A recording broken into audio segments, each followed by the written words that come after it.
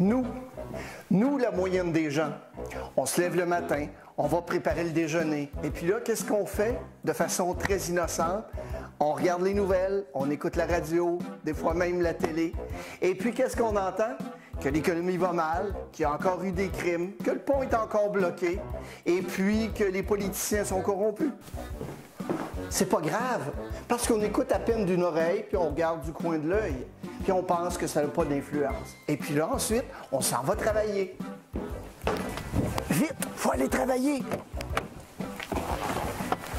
On allume la radio pour entendre que l'économie va mal, les politiciens sont corrompus, il y a encore eu des crimes, et puis figurez-vous que le pont est encore bloqué. Et là, on arrive enfin au travail. Évidemment, il faut se tenir bien informé pour être au courant de notre industrie. Donc, on fait quoi? On consulte le journal, on regarde les annonces des compétiteurs, et puis là, on apprend à travers les nouvelles que le pont est bloqué, l'économie va mal, il s'est commis des crimes et que les politiciens sont corrompus. Mais attendez, il faut entretenir son réseau social, question de franche camaraderie. Donc, après avoir écouté leur misère pendant quelques minutes, on s'apprend que, hey, savais-tu que l'économie va mal? Les politiciens sont corrompus? Qui s'est commis des crimes et que le pont est encore bloqué? Oh, les X-Men à McMasterville en tournage. Mais nous, la moyenne des gens, on est au-dessus de tout ça. Malgré tout ce qu'on a pu entendre et voir jusqu'à maintenant, on commence le travail avec énergie et enthousiasme. Midi enfin, c'est l'heure du repas. On s'en va à la salle de lunch, manger nos sandwichs avec nos collègues de travail. Et savez-vous quoi? La plupart du temps, les patrons sont d'une extrême gentillesse, car ils fournissent aux collaborateurs de l'entreprise une belle télévision pour écouter plein de nouvelles. Que les politiciens sont corrompus, que le pont est encore bloqué, qu'il y a eu des crimes et que l'économie va mal. Mais ça ne nous atteint pas, on l'écoute d'une oreille. Ben non, moi je regarde mon cellulaire. 5 minutes avant de recommencer le travail, on s'en va chercher un café dans la salle d'attente. Et puis là, qu'est-ce qu'on voit dans un coin? Une cliente. Bonjour madame, ça va? Elle n'est pas certaine d'acheter aujourd'hui. Elle a décidé de prendre un café parce que c'est une décision importante pour elle.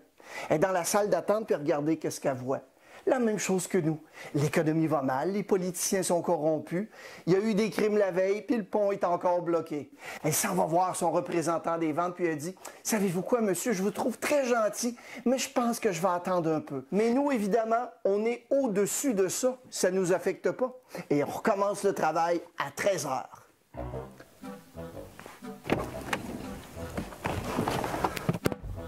Ouf! Grosse journée. Retour à la maison. On démarre le véhicule, on allume la radio et on profite de ces quelques minutes dans notre cocon automobile. Pour apprendre quoi? Que l'économie va mal, que les politiciens sont corrompus, que le pont est encore bloqué et figurez-vous qu'il s'est commis des crimes la veille.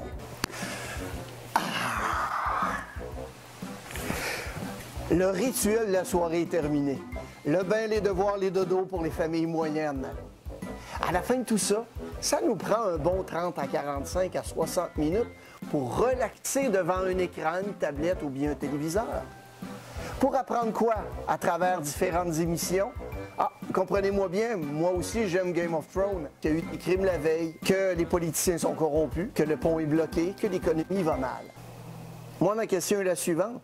Pensez-vous vraiment que tout ce qu'on vient de décrire a peu ou pas d'influence sur votre morale, votre attitude, votre vie de couple, la relation avec vos enfants, vos résultats à votre travail? Évidemment, votre positivisme.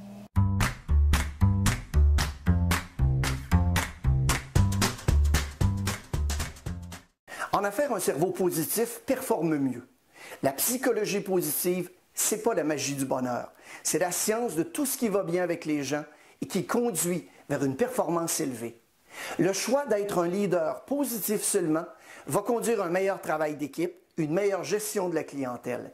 Et selon les recherches de Sean Aker de l'Université de Harvard, auteur du livre The Happiness Advantage, un cerveau positif plutôt que neutre ou négatif est 31% plus productif, va générer 37% plus de ventes, conduit à avoir plus de 40% de chances de promotion et va permettre d'améliorer par 3 l'identification de solutions à un problème donné.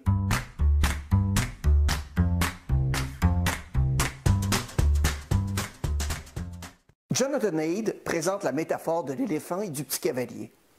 Dans son livre The Happiness Hypothesis, Haidt dit que notre côté émotionnel est l'éléphant et notre côté plus rationnel, c'est le petit cavalier. Assis sur le dos de l'éléphant, le petit cavalier tient les rênes et semble être le leader, mais le contrôle du cavalier est précaire parce que le cavalier est petit par rapport à l'éléphant. Chaque fois que l'éléphant et le cavalier de 6 tonnes ne sont pas d'accord sur la direction à suivre, devinez qui gagne. Imaginez-vous en train d'essayer de contrôler une bête de 6 tonnes, 6 tonnes pures d'émotions. On vit tous des situations où notre éléphant domine notre cavalier. Le snooze du matin, trop manger, procrastiner, arrêter de fumer, se mettre en colère, abandonner un cours ou une activité, se taire pendant une réunion parce qu'on a peur de parler. Évidemment, pour mes amis les vendeurs, juger les gens par leur apparence et leur attitude. Le succès est simple. Votre petit cavalier doit aligner votre éléphant de façon positive. L'éléphant recherche plus la gratification instantanée, le court terme. Le petit cavalier, quant à lui, correspond plus à la capacité de penser à long terme, de planifier, de voir au-delà du moment présent. Chaque fois que mon éléphant est en dehors de la bonne voie ou que mon petit cavalier analyse trop, il faut se poser la question, comment est-ce que je peux faire pour que l'éléphant et le petit cavalier se déplacent de façon positive ensemble? Et la réponse est dans le zap. Le zap, c'est 5 petites secondes que vous avez qui vous amènent une décision et ensuite une action. Le cerveau fonctionne de la façon suivante. Il nous donne 5 secondes pour analyser et prendre une décision. Une fois la décision prise, il efface ce moment de réflexion puis il aligne votre éléphant. Pour mon vendeur, par exemple, qui voit arriver un nouveau client, ce sont les 5 secondes qui se passent dans sa tête qui vont faire en sorte de bien aligner son éléphant de façon positive. Voir le client, qu'importe l'attitude du client ou son apparence, comme un acheteur sérieux. Si vous êtes assis et vous attendez que la motivation, le bonheur ou le positif seulement surviennent comme par magie, eh bien, je suis là pour vous dire que ça n'arrivera pas.